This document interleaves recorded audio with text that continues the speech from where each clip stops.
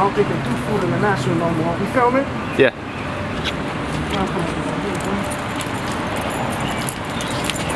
Ready, man. Right here? Which group?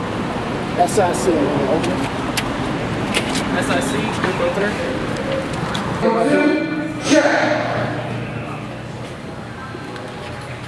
Good, it's nice and loud up here.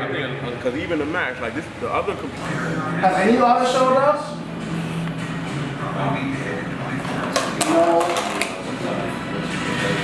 She felt if she made me wait, I'd have more respect for her. Adore her. Eventually spitting up my digits, she felt that love would make me buy her man material. That's how I think we're going, bro.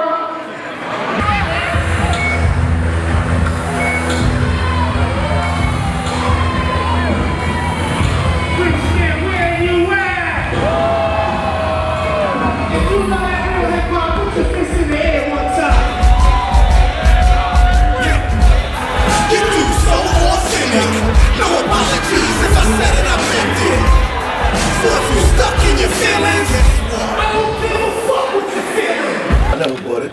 A couple of years ago. Where? Who's house? This same house. I bought this. Why does the chicken go to the store? To go to a feather island. Wow. Not funny. Did you make that up? Spoiler alert. Did you make that up? Yes. You guys want fruit or smoothies again? For smoothies. For smoothies.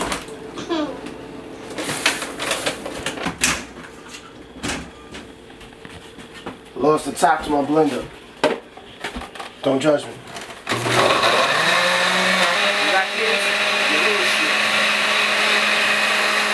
The first time that I've ever spit a rap was in, I would say, 3rd grade, 88, 89. And we had this Just Say No to Drugs play or a contest or something that we had going on inside English class. Me and my longtime friend Malika, we sat and we spit maybe a good 12, 16 bars. We didn't write out rhymes. Her sister Kima wrote it for us, but that was actually huge as a kid because, you know, I went to a predominantly white school, and you know, we're talking 88, 89. So for me to be able to rap in front of everyone for a Just Say No to Drugs contest was a huge deal. Being an African American at the time and dealing with rap music. Back in '94, when Wu-Tang first came out, and you know, growing up around them and knowing a few of those brothers, it let us all see that this dream can actually be a reality. You know, so seeing them do it and seeing them come from where I came from, it kind of made me get a little more serious. Like, wait a minute, maybe I can change my life with this. My earliest inspirations growing up was probably the younger groups that were my age. You know, I looked at ABC, I looked at Criss Cross, I looked at the Youngsters, I looked at Illegal. The older groups, of course, you're going to always be influenced by the greats, the legends, the forefathers, KRS-One, Big Daddy Kane, the entire Juice Crew, Public Enemy, Run DMC, just the legends definitely inspired me and made me want to be involved with not just the music but the culture, from the way that you dress, from the way that you talk, the way that you walk, the graffiti, everything, the fashion, everything involved with the culture.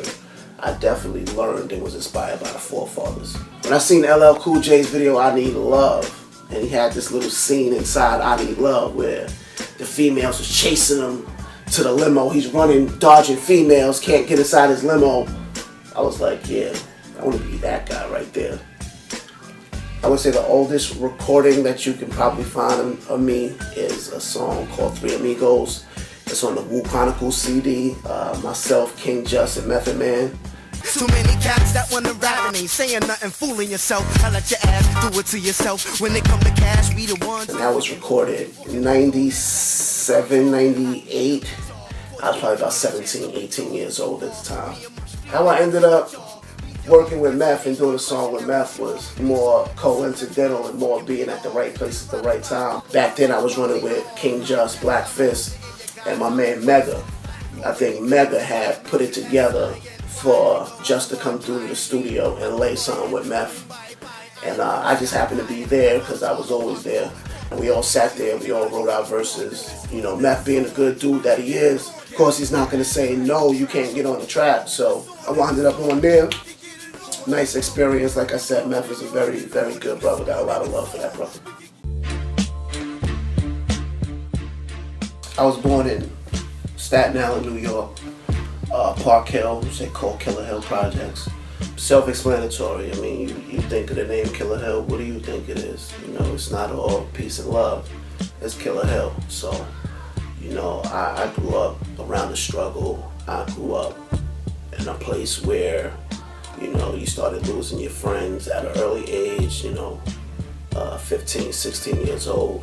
A place where, you know, everywhere you turn around, there's nothing but negativity. It was just, you know, the hood. The hood is what it is. Coming up from that, it really it makes you strong. It makes you prepared for anything. They say if you can make it in New York, you can make it anywhere. Once I seen that the music wasn't really taking off and I wasn't quite where I needed to be, so I came out to Richmond. And when I came out to Richmond, it was almost like I walked into a black cloud. Had a car accident. I was had been out here maybe 6 months. Had a car accident driving to New York. I was actually going to a Method Man Street Life show. And when I got to like Atlantic City, I fell asleep behind the wheel. The car spun out of control, we start flipping. So the car starts flipping. I totally let go of the wheel. I grabbed her. The driver's side was laying down, passenger side up in the air, glass all over the place. It was crazy, but neither one of us had a scar, scrape, anything. 3 to 4 months later, had a fire. 2 in the morning, some kind of electrical fire. I wake up in the middle of the night, and I'm just choking.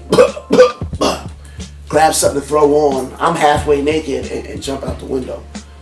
So this was not even my first year in Richmond, and all of these things were happening. But we totally lost everything, so we had to regroup, and you know, music just didn't fit in at first. 2007 is when I had my first son, and that totally changed my life completely.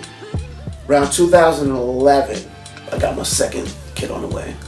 Fast forwarding now, currently 2015, 16, people ask me, so what makes you come back? The age that you are, what makes you come back? With the state of hip hop right now in life, music finally fits in. I ain't the type to be concerned what others is doing. The type of stuff will leave you stuck, my brother, we moving. And we already up, no buttons for snoozing. I'm in the gym, 8 a.m., what the fuck is you doing? I started getting into the writing again. And what was coming from that writing was absolutely phenomenal. I couldn't believe myself, you know what I mean? So then I started to figure out what I wanted to do to take the writing somewhere. And that's when I came up with my company, the Cliniq. The Cliniq is an all-around facility based on anything in the music field. I'm also an artist on the Cliniq, currently in Richmond, Virginia. Just this past few weeks ago, I released this, The Resuscitation, which is my rejuvenation of hip hop. When I say resuscitation, when I say rebirth, the culture never died. It's just that we've been controlled and we've been purchased by the recording industry. You just cut and paste and you remodel that one artist. The creativity isn't there. Everything sounds the same. That's not hip hop to me. That's not what the culture's about. That's where the music business has taken it. And that's what we've allowed them to do. There's definitely a renaissance coming. There's definitely a rebirth. There's definitely a resuscitation coming amongst the independent level. But, you know, we just need to be at the forefront. We just need to be seen. We just need to be heard. We just that music that speaks to life and doesn't speak to fantasy. I want to be remembered as, for one, I want to, the name itself, I want it to stand for something. I want it to mean something. So when you hear a SIC and you hear of the Cliniq or you hear of anything that I'm involved in, I want it to be a feeling behind it.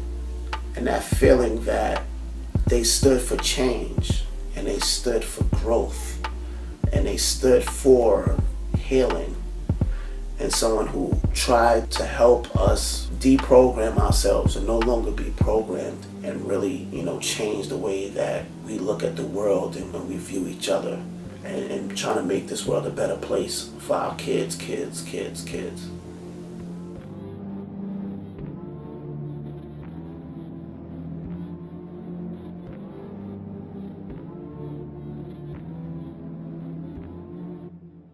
These hoes sounding alike, must've produced it. We don't do that dumb shit, motherfucker, you stupid. Bar sell an animal, damage the booth. They telling lies, screaming facts, can't handle the truth. Came up spitting like that mucus in your chest coughing. I'm at your neck, heads up, there be no next warning. You don't want me to pop up like a bench warrant, cause I'll give you the goods, nigga, fresh market. Daydreaming of paper, but don't rest on